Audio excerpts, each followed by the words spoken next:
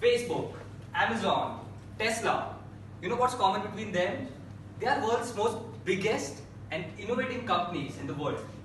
And you guys may be wondering that how these companies are so innovative.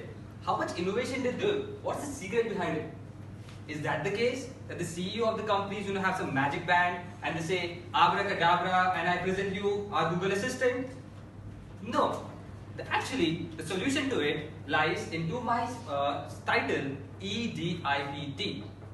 But before I explain what does EDIPT means, let me explain you a process that I learned during my internship this summer. It is known as design thinking. In a layman's term, design thinking means to use a process using EDIPT, which I'll elaborate later. It actually means to solve real life problems.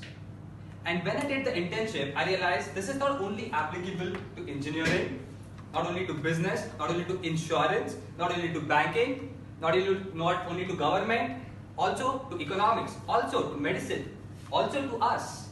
This process is unique in itself. Isn't it, Sarvesh? Actually, we were in the same internship. So now, when I talk about EDIPT, it stands for E, empathize, D, define, I, ideate, P, prototype, and T, test.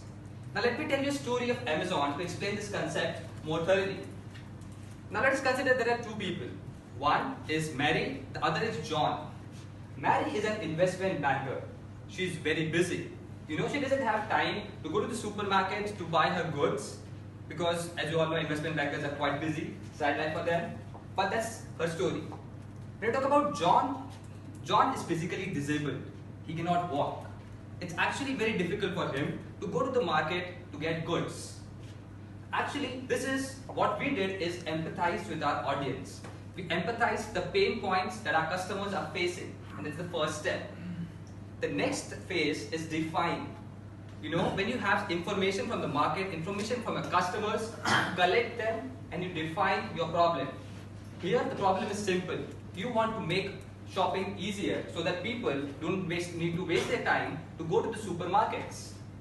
And then what Amazon did, ideated. Amazon said, okay, now I know my customer's problem. What I'm going to do is, my solution, my idea is simple.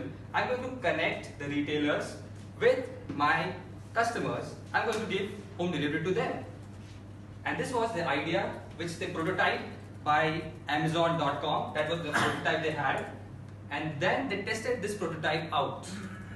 So basically, the thing is, this is not just one cell. This is not just one process. It's a continuous cycle. Amazon first of all tested on books, and then as we all know, on Amazon you can get everything, wide range of products.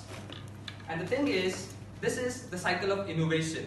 This is the cycle of continuous iteration. If you do not use this cycle, you know what happens? Nokia happens. How many of you use Nokia? No one, right? Oh, one guy. Percentage is very small, lesser than even 5%. Initially, it was the biggest mobile company in the world, and today it has no value. No offense on that, but this is what is the importance of innovation in today's world. And this is not just innovation in business, innovation in engineering, but innovation everywhere. I believe that everyone understands that innovation is changing the way we think. It's changing the world. Now, when we do this process, EDIPT, design thinking, do you think it's sufficient for us to innovate? No. There's actually one big obstacle which keeps us behind innovating things.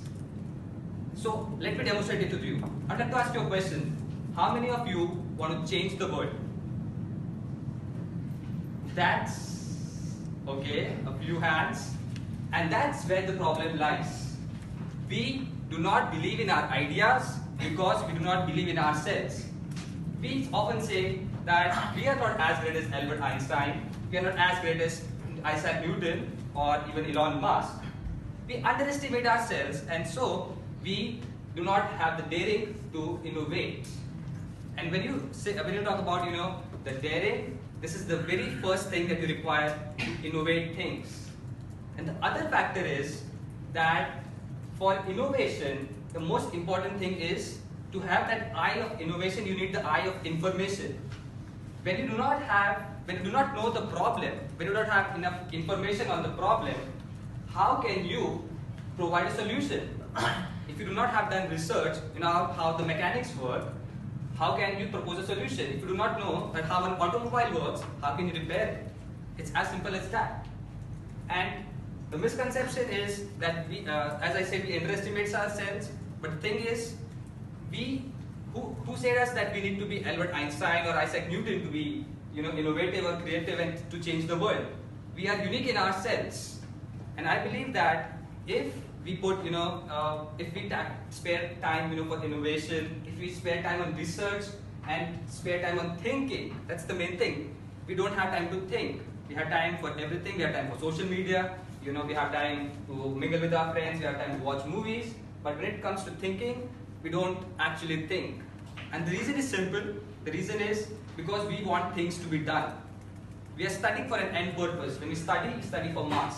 When we work for money. Okay, I'm not saying that it's bad, but that thinking, you know, actually makes us feel that let's just finish this work. I'll give you an example, right? When we are starting tutorials, sometimes it happens that we solve tutorials for just this, for the sake of solving tutorials.